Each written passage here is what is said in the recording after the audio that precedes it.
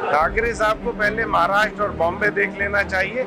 यहाँ की चिंता अभी करने की उन्हें आवश्यकता नहीं है। यहाँ परम आदरणीय योगी आदित्यनाथ जी के नेतृत्व में सब तरह के विकास के कार्य, प्रदेश के विकास के कार्य, मंदिर के निर्माण के कार्य, सारे कार्य हो रहे हैं। यहाँ उनकी आवश्यकता नहीं है। कि आपने काला कोट पहन लिया, सुप्रीम कोर्ट में एक खड़े होकर के एक फोटो आपकी वायरल हो रही है काला कोट पहनने का। अपने क्षेत्र की जनता की मदद करने में और मददगार साबित रहूंगा। अपराधियों को जेल में होना चाहिए, उनकी संपत्ति जब्त होनी चाहिए, ट्रायल तेजी से होना चाहिए और इनको सबको सजा होनी चाहिए। नमस्कार, आप देख रहे हैं 4 PM और मैं हूं आपके साथ निधि मिश्रा। जैसा कि आप सभी जानते हैं कि उत्तर प्रदेश की सियासत हमेशा से ही गर्म रहती है और इस समय गर्माहट वाराणसी से सामने आ रहा है, जहां पर मंदिर मस्जिद का विवाद लगातार सुर्खियों में है, सबसे बड़ी खबर बन के सामने आ रहा है। और उन सब के बीच आज बात करेंगे उत्तर प्रदेश की राजधानी लखनऊ के सरोजनी नगर विधायक राजेश्वर सिंह के बारे में। राजेश्वर सिंह वो नेता हैं, वो विधायक हैं जो एक समय पे परिवर्तन निर्देशालय में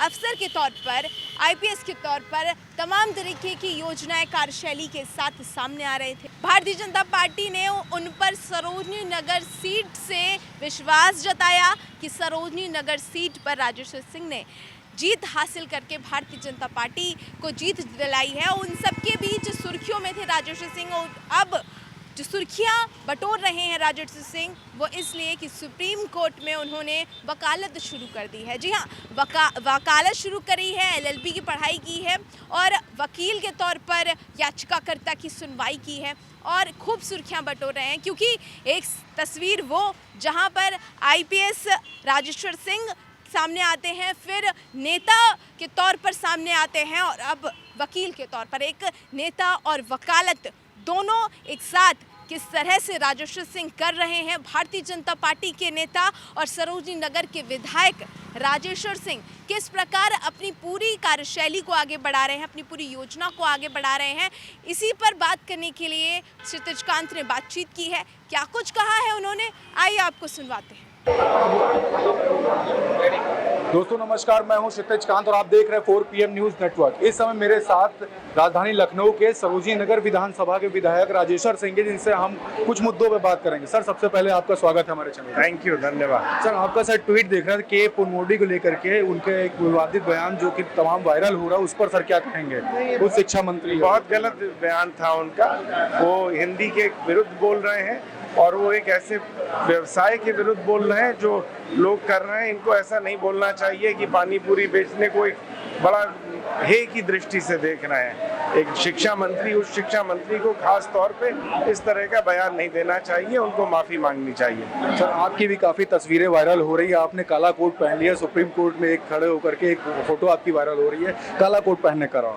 नहीं, वकालत मैंने LLB कर रखा है और वकालत भी साथ में मैंने करना शुरू कर दिया है। इससे जनता की सेवा में, इनके मुकदमों की पैरवी करने में अच्छाई रहेगी, आसानी रहेगी और अपने क्षेत्र की जनता की मदद करने में और मददगार साबित रहूंगा। सर, एक चीज़ और देख रहा हूँ, बाबा मुख्यमंत्री हमारे कह रहे हैं योगी आदित्यनाथ कि जो अपराधी हैं उन पर लगाम लगाया है, हर तरफ जो अपराधी है उनकी जो संपत्ति उससे बुलडोजर चलाने का काम कर रहे हैं। तो अपराधियों के लिए सर क्या कह रहे हैं कि जो बुलडोजर चला रहे हैं इस पर क्या जो नीति है? अपराधियों को जेल में होना चाहिए, उनकी संपत्ति जब्त होनी चाहिए, ट्रायल तेजी से होना चाहिए और इनको सबको सजा होनी चाहिए।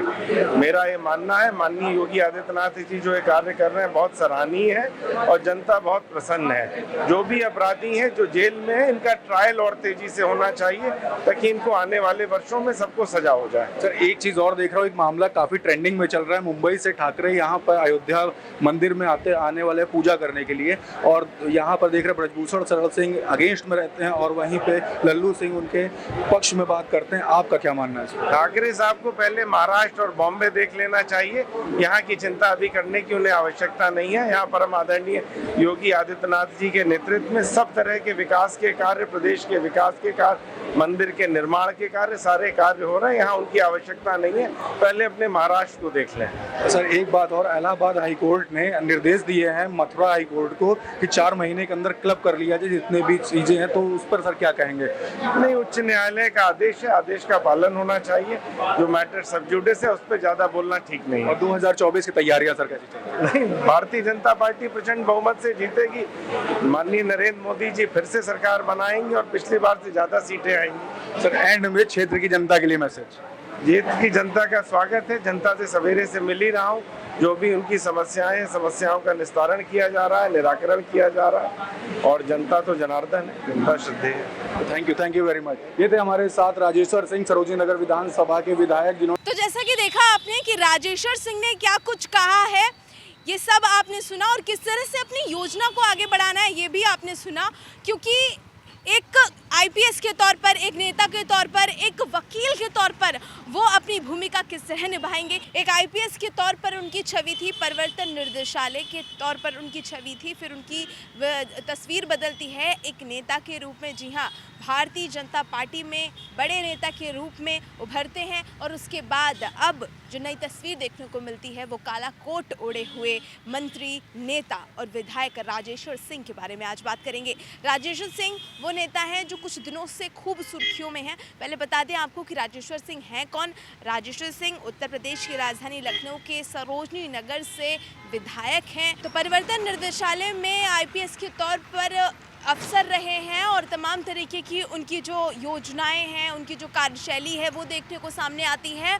और अब एक विधायक के तौर पर लगातार, क्योंकि सरोजनी नगर से विधायक हैं राजेश्वर सिंह, उनके समक्ष, उनके सामने सरोजनी नगर से अभिषेक मिश्रा लगातार, क्योंकि सामने आ रहा था कि अभिषेक मिश्रा का जो गढ़ माना जाता था सरोजनी नगर, और टिकट को लेकर, क्योंकि विधानसभा चुनाव अभी हाल ही में हुए हैं और जो उसकी जो यादें हैं अभी तक जिंदा हैं, क्योंकि टिकट को लेकर सरोजनी नगर टिकट को लेकर लगातार जो है सामंजस्य बैठ नहीं पा रहा था कि कहाँ होगा। भारतीय जनता पार्टी से कौन सा नेता, कौन सा ऐसा उम्मीदवार है जो रखा जाएगा, और भारतीय जनता पार्टी ने जो विश्वास है, जो भरोसा है वो राजेश्वर सिंह पर जताया। राजेश्वर सिंह ने वो भरोसा पूरा भी किया भारतीय जनता पार्टी का, और एक अच्छे नेता और जीत कर विधायक बने हैं और अपनी कार्यशैली को आगे बढ़ा रहे हैं। लेकिन विधायक तो हैं ही, लेकिन उन सबके बीच जो तमाम तरीके की उनकी जो कार्यशैली है बदलती रहती है, क्योंकि उन्होंने कई तरीके की डिग्रियां हासिल की हैं, पढ़े लिखे नेता हैं, विधायक हैं भारतीय जनता पार्टी के।